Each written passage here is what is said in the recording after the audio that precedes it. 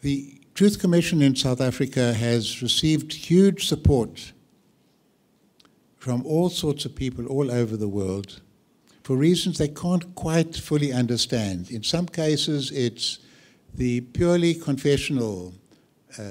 Desmond Tutu, well, he's religious. Very religious, and we'd be surprised if he wasn't.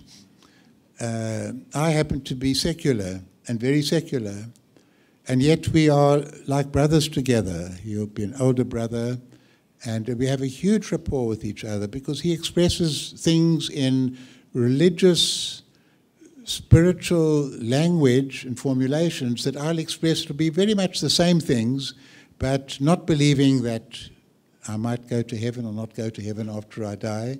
A totally different worldview.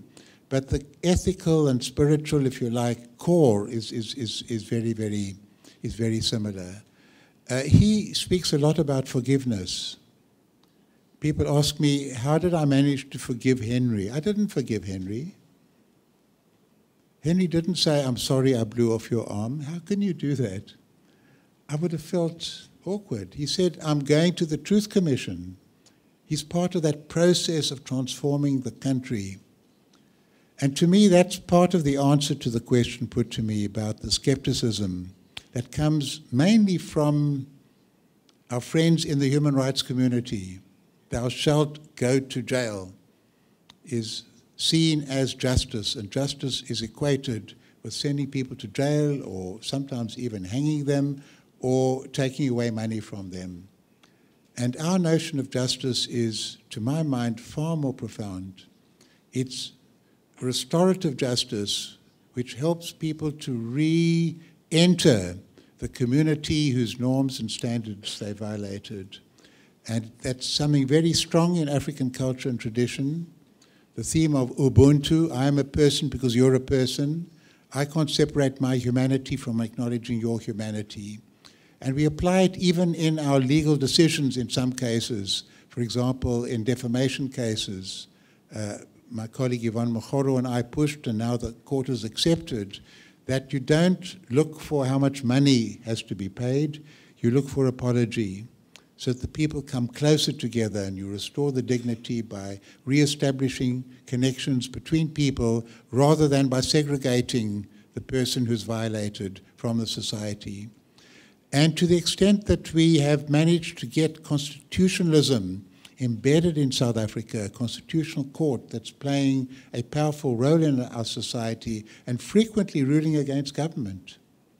And sometimes big things. We had a case recently, government awarding tenders running into billions of rands, that's hundreds of millions of dollars and so on.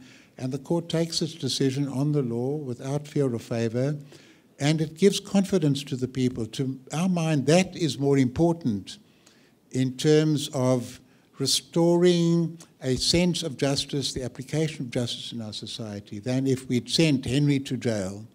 What about the person who commanded Henry?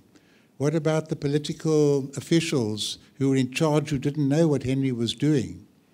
What about the president at the time? He's still living.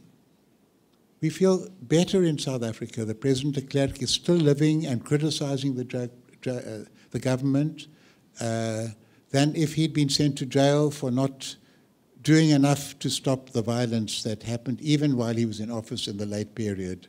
That would have kept our society divided all the time.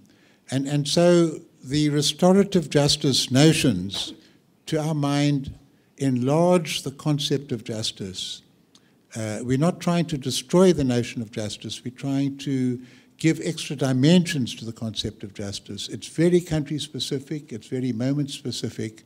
If the TRC hadn't been part and parcel of a major transformation of our country in all sorts of other ways, in which the dignity of people who'd suffered so much in the course of the struggle was being reclaimed and restored through the vote, through the houses that are being given, through the access to the schools, through the things that people can dream of that they couldn't dream of before, then it might have seemed like simply a political deal done to allow the old regime to get away with it, or because we're not strong enough to put pressure on them.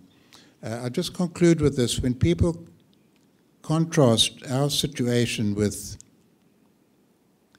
at the time, with what was happening with General Pinochet in Chile, and they would ask me, Albie, how is it you support the prosecution of General Pinochet, and yet you don't demand the prosecution of people playing a similar role in South Africa?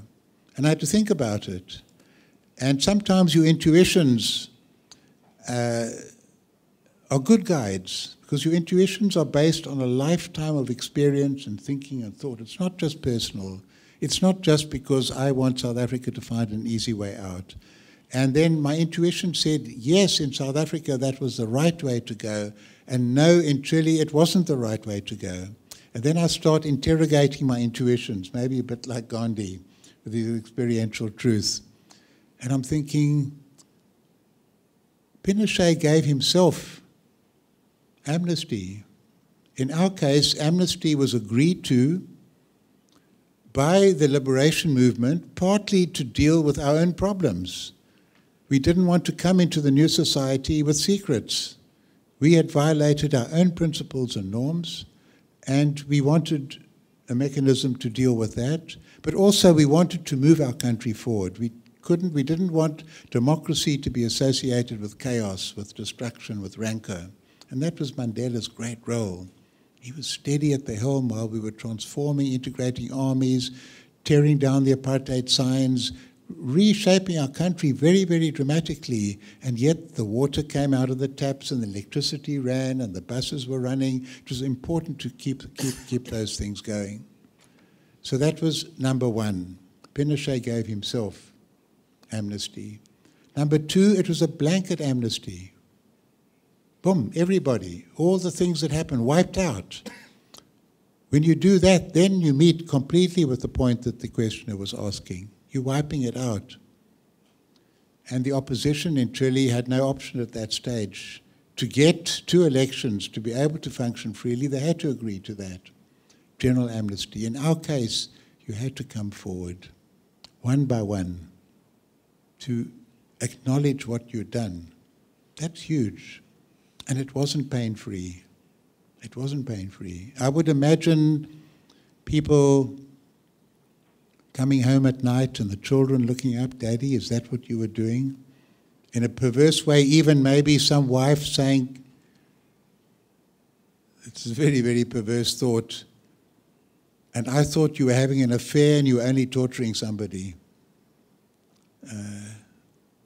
It's telling the truth in front of the cameras, in front of the press, is paying some kind of price for what you've done. And amnesty was refused when people didn't tell the whole truth, in the killing of Steve Biko and in the killing of Chris Hani, General Secretary of the Communist Party. Amnesty was refused, so it wasn't just automatic. And finally, General Pinochet never bent the knee. He never acknowledged that what they did was cruel. And that's what keeps people's anger alive. There's never been an acknowledgement. And what our Truth Commission did was it removed any possibility of denial. Well, those are my final words, I think.